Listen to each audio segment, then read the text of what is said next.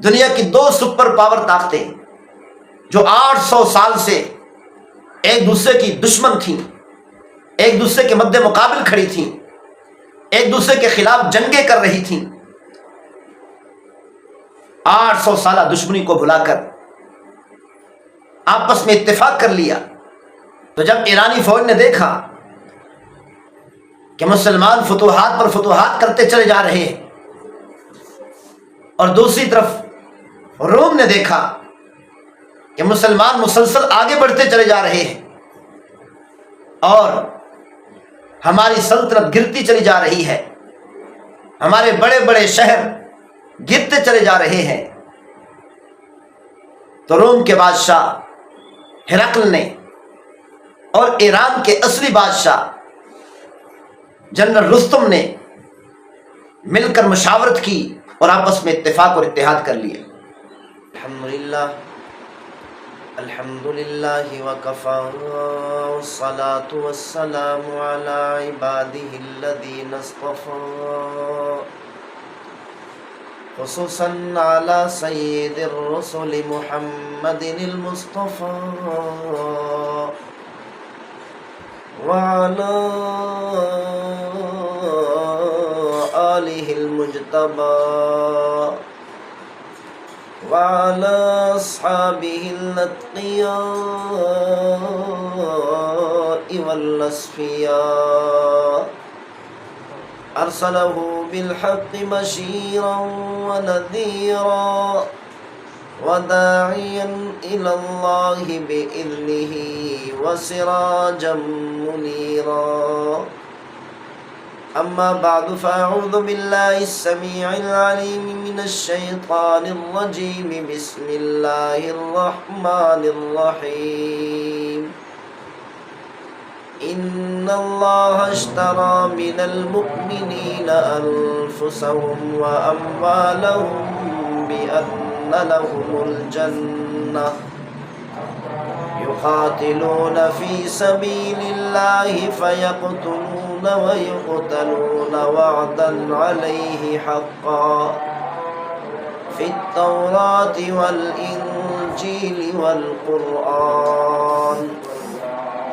ومن أوفى بعهده من الله فاستبشروا ببيعكم الذي بايعتم به وذلك هو الفوز العظيم صدق اللہ مولانا العظیم۔ آج ہم آپ کے سامنے مسلمانوں کی ایک بہت بڑی جنگ کے بارے میں بات کریں گے کہ دنیا کی سپر پاور طاقت کو مسلمانوں نے کیسے فتح کیا، دنیا کی سپر پاور ملک کو کیسے فتح کیا، دنیا کی سپر پاور فوج کو کیسے بھاگنے پر مجبور کر دیا۔ پہلے دن میں جب مسلمانوں نے جنگ شروع کی کہ ابتدا ہی سے کافروں کی فوج نے حملہ کیا، ایسے کون سے جانور تھے جن کو دیکھ کر مسلمانوں کے گھوڑے پیچھے ہٹنے لگے اور ڈرنے لگے، خوفزدہ ہونے لگے کہ اچانک پیش قدمی کرنے والے، آگے بڑھنے والے مسلمان اور مسلمانوں کی فوج اچانک پیچھے ہٹنے لگی۔ پھر اس کے بعد مسلمانوں نے ایسی کون سی چال چلی جس کی وجہ سے مسلمان اور مسلمانوں کی فوج دوبارہ پیش قدمی کرنے لگی، آگے بڑھنے لگی اور کافروں کی فوج پیچھے ہٹنے لگی۔ دوسرے دن میں مسلمانوں نے اپنے جانوروں کو ایسا کون سا لباس پہنایا، ایسی کون سی جنگی چال چلی جس کی وجہ سے دوسرے دن میں جنگ شروع ہوتے ہی مسلمانوں کو فتح ملنے لگی، مسلمان تیزی سے پیش قدمی کرنے لگے، آگے بڑھنے لگے اور کفریہ فوج پیچھے ہٹنے پر مجبور ہو گئی۔ تیسرے دن میں کافروں نے ایسی کون سی جنگی چال چلی جس کی وجہ سے مسلمانوں کو شکست ہونے لگی، مسلم فوج پیچھے ہٹنے لگی، پھر اللہ تعالیٰ نے ایسا کون سا فرشتہ بھیجا، کس کو فرشتہ بنا کر بھیجا کہ مسلمانوں کی شکست فتح میں تبدیل ہو گئی، فتح میں بدل گئی۔ مسلم فوج میں دوبارہ بہادری اور جنگ کا جذبہ اور شہادت کا جذبہ پیدا ہو گیا، اور جنگ کا چوتھا دن فیصلہ کن دن تھا۔ چوتھے دن میں فیصلہ کن جنگ تھی۔ مسلمانوں نے، مسلم فوج نے ایسی کون سی مضبوط چال چلی کہ مسلمانوں کی 30,000 فوج کافروں کی 1.5 لاکھ فوج کو پیچھے بھاگنے پر مجبور کر دیا اور قتل ہونے پر مجبور کر دیا۔ ایسی کون سی مضبوط جنگی چال تھی جس کے ذریعہ سے مسلمانوں نے دنیا کی سپر طاقت فوج کو شکست دے دی، شکست کھانے پر مجبور کر دیا، دنیا کی سپر پاور فوج کو بھاگنے پر مجبور کر دیا، اور دنیا کے سپر پاور ملک پر اسلامی فوج نے غلبہ حاصل کر لیا اور مکمل طور پر فتح حاصل کر لی۔ آج ہم آپ کے سامنے یہ پوری جنگ کے واقعات بیان کریں گے۔ تمام حضرات سے گزارش ہے غور سے سماعت فرمائیں۔ دنیا کے اندر کئی سپر پاور طاقتیں گزری ہیں۔ ایک فرعون تھا کہ جس نے پوری دنیا پر حکومت کی۔ دوسرے نمبر پر ذوالقرنین تھا کہ اس نے بھی پوری دنیا پر فتح حاصل کی، پوری دنیا پر حکومت کی۔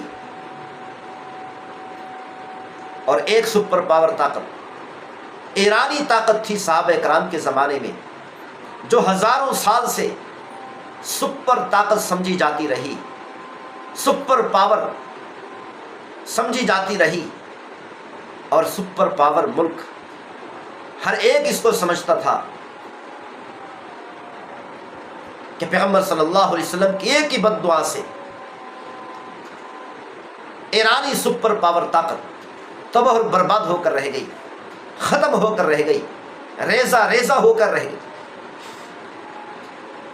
جب ایران کے بادشاہ خسرو نے اپنے 2 کمانڈو بھیجے کہ جاؤ پیغمبر صلی اللہ علیہ وسلم کو قید کر کے میرے سامنے پیش کرو، محمد صلی اللہ علیہ وسلم کو اللہ تعالیٰ نے اطلاع کر دی۔ پیغمبر صلی اللہ علیہ وسلم نے بد دعا کی، یا اللہ ایران کو تباہ اور برباد کر دے اور ایران کے بادشاہ کو ہلاک کر دے، کہ بد دعا ہوتے ہی فوراً قبول ہو گئی، اور ایران کے بادشاہ خسرو کے بیٹے نے ہلاک کر دیا، قتل کر دیا، اور خود بادشاہ بن گیا۔ کچھ عرصہ کے بعد خسرو کے بیٹے کو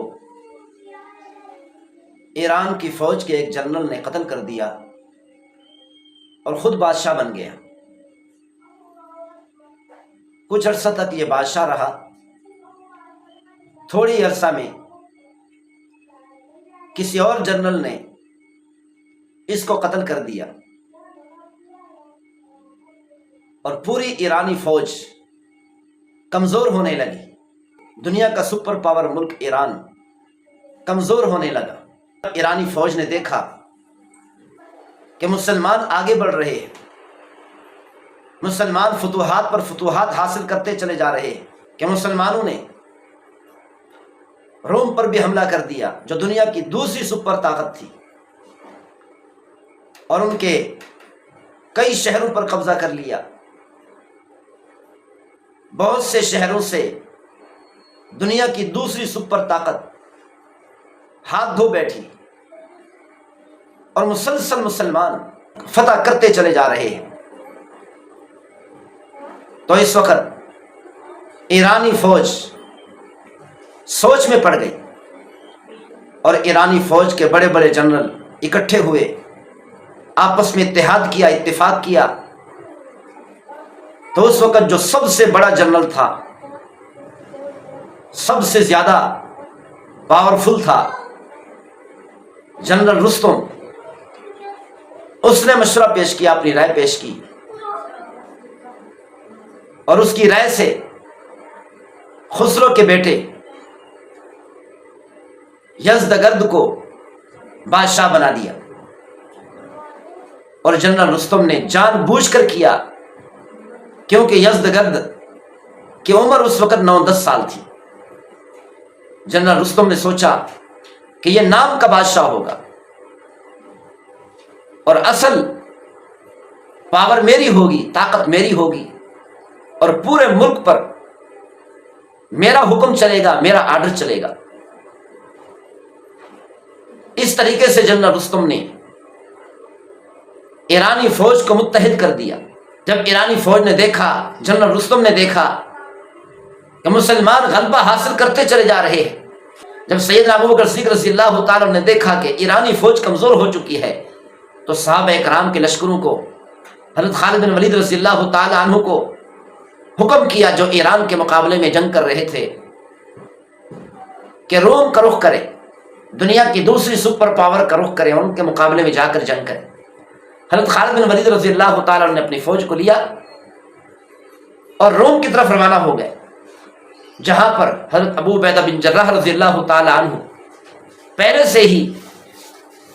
इस सुपर ताकत के मुकाबले में जंग कर रहे थे। तो जब ईरानी फौज ने देखा कि मुसलमान फतूहात पर फतूहात करते चले जा रहे हैं, और दूसरी तरफ रोम ने देखा कि मुसलमान मुसलसल आगे बढ़ते चले जा रहे हैं और हमारी सल्तनत गिरती चली जा रही है, हमारे बड़े बड़े शहर गिरते चले जा रहे हैं, तो रोम के बादशाह हिरकल ने और ईरान के असली बादशाह जनरल रुस्तम ने मिलकर मुशावरत की और आपस में इत्तेफाक और इत्तेहाद कर लिए। अब दुनिया की दो सुपर पावर ताकतें आपस में मुत्तहिद हो गई और ये इत्तेहाद करके मुसलमानों का मुकाबला शुरू कर दिया। दुनिया की दो सुपर पावर ताकतें जो 800 साल से एक दूसरे की दुश्मन थीं, एक दूसरे के मद्दे मुकाबिल खड़ी थीं, एक दूसरे के खिलाफ जंगें कर रही थीं, 800 साल दुश्मनी को भुलाकर आपस में इत्तेफाक कर लिया, ताकि ये मुसलमान मुसलसल हमारे बड़े बड़े शहरों पर, बड़े बड़े इलाकों पर, अहम तरीन शहरों पर कब्जा करते चले जा रहे हैं कि किसी न किसी तरीका से मुसलमानों को रोक दे। इत्तेहाद करने के लिए हिरकल ने अपनी पोती मानिया का निकाह ईरान के बादशाह यज़दगर्द से कर दिया, जिसकी उम्र 10-11 साल थी, ताकि ये इत्तेफाक और इत्तेहाद और ज्यादा मजबूत हो जाए कि किसी न किसी वजह से हमारा ये इत्तेफाक खत्म ना हो जाए, ताकि हम डट कर मुसलमानों का मुकाबला कर सकें। और इन दोनों सुपर पावर ताकतों ने अपने अपने बॉर्डर्स पर बड़ी फौज जो मुतयन की हुई थी, वो फौज बुलाकर दरमियान में जमा कर ली